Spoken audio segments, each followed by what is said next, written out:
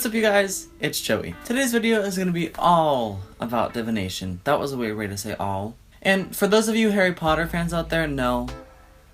Sybil Trelawney will not be teaching you this class at the end of a long stairway, but I'm pretty darn close, so let's get started.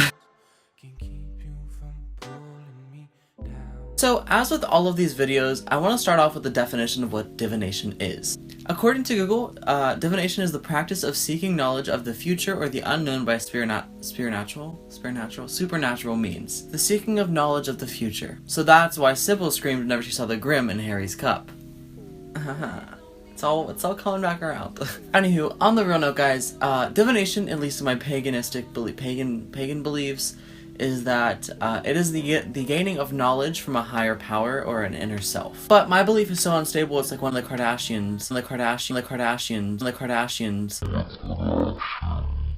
So, basically, I believe in a masculine or a feminine energy, like the sun or the moon, god, goddess, you get it. You get the point. So now that you get what it is, what does it consist of? What is a divinatory device or practice? Well, some believe that it may consist of as much as contacting a deceased member of your family or just a deceased person, or as little as just pulling some cards. It can really vary between beliefs. Alright, so let's talk about all the different kinds that there are. There are so many, and to be frank, it's kind of like YouTube videos. There's one for everything. Among all those weird ones, I can only successfully practice about 4 or 5 of them, so bear with me in this video. I'm only going to show you guys 2 examples at the end. If you want like a complete list of them, I'm going to link down below like the website that I went to find all the different types that I was going to try to include in this video, but here are just some of the more common ones. There are cartomancy or taromancy, which is one that I'm very fluent in.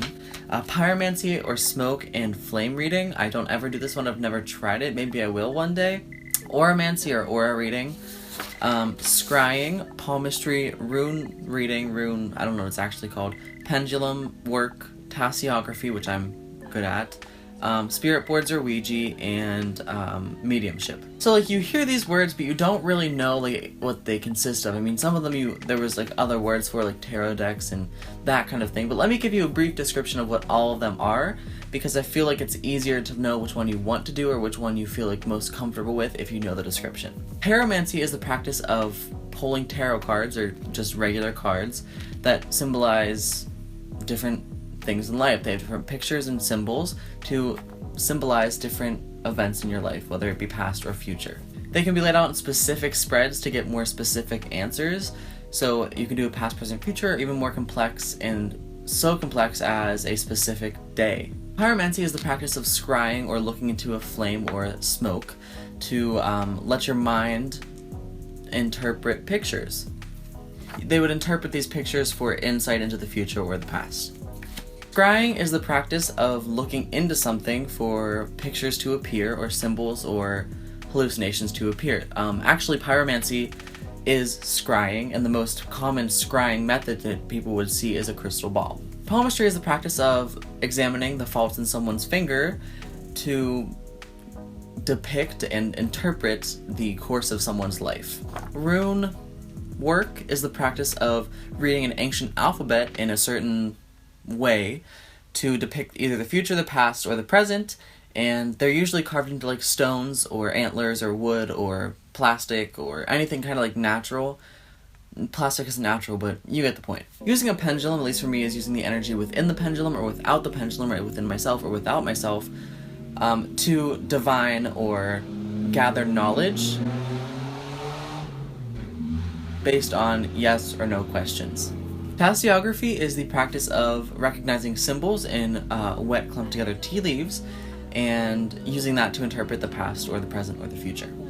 Auramancy is reading the colors or seeing the colors around someone's energy field or in someone's energy field to depict their present state. Spirit boards are used to allow spirits to make physical contact in this world and push a planchette or a device to show you letters or symbols or numbers or yes or no's.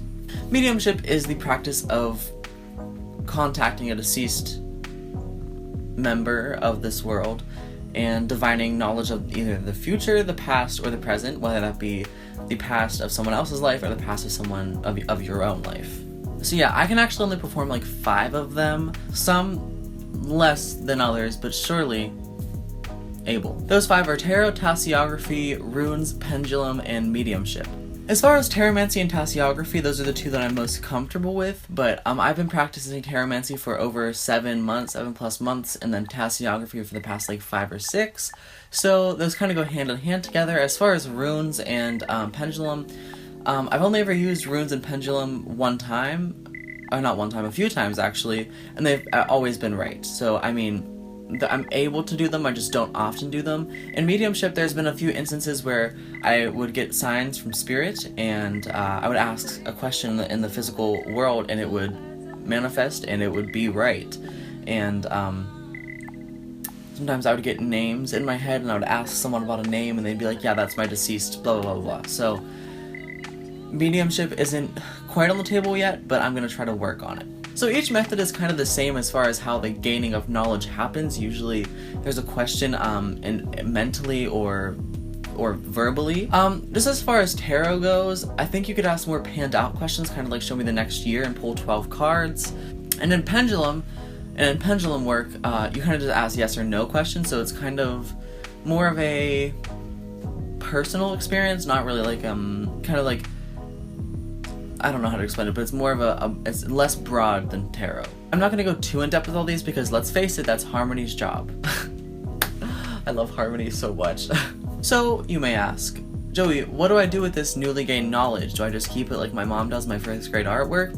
No, because unlike first grade artwork, this is useful. I mean, honestly, Mom, like what was the point of keeping this? It's literally just a cornmeal container.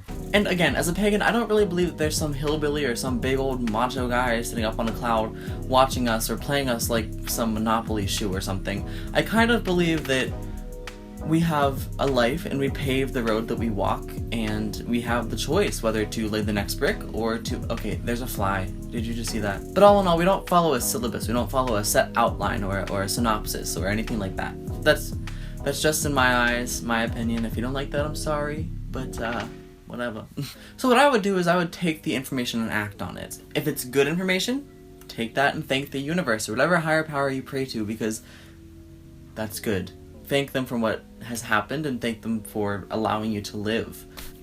If it's less fortunate, do a spell, do a meditation, do something to alter that and let it be known that that's not what you intend, that's not what you wish to happen. Change the course of the future because you can. Now you may be asking, Joey, how do I actually do this? Like, how do I actually apply this in the physical, mundane setting? Well, to answer that question, I'm going to show you guys a few methods on tasseography and tarot.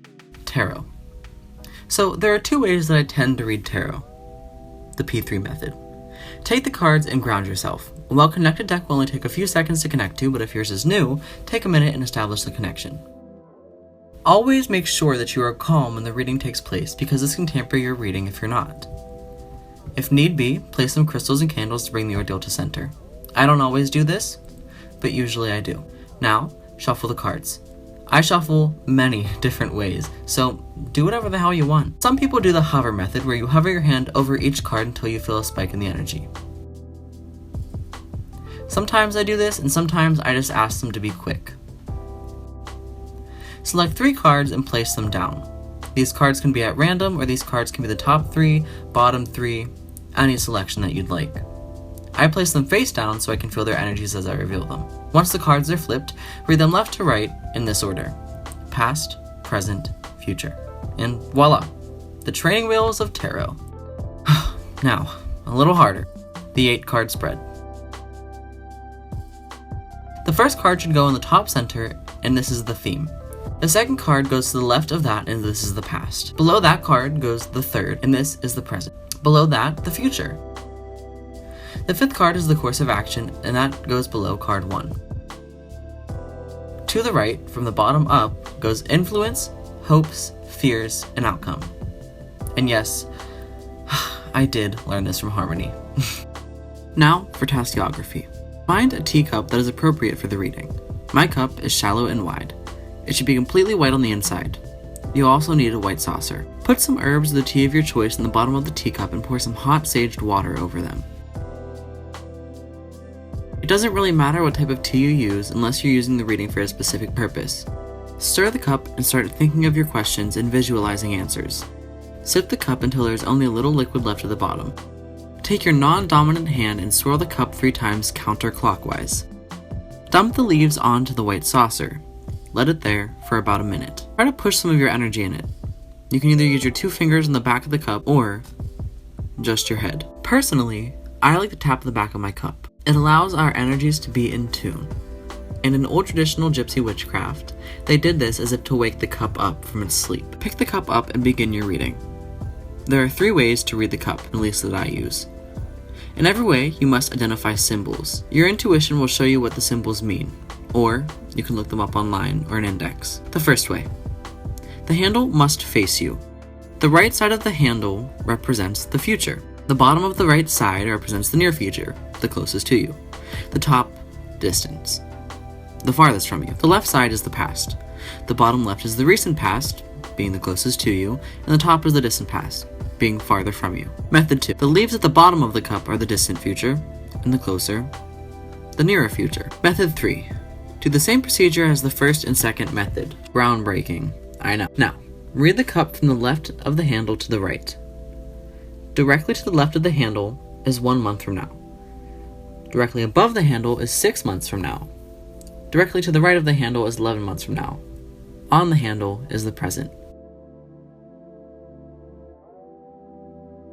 But yes, guys, that was the video. I hope you enjoyed it. If you did, please give it a thumbs up, and if you haven't done so already, please subscribe. We're almost at 7,000. That's crazy. Like, okay, basically, let me tell you a story. Back in the day, whenever I first started YouTube, I had like 192 subscribers, and it was crazy because back then, that was a lot. Like, that was like, oh my goodness, you try getting 192, but now it's like 7,000, and I'm seeing so much feedback, and it's great, and I love it, honestly. Oh, guys, thank you so much. Oh, okay, I'm done being mushy.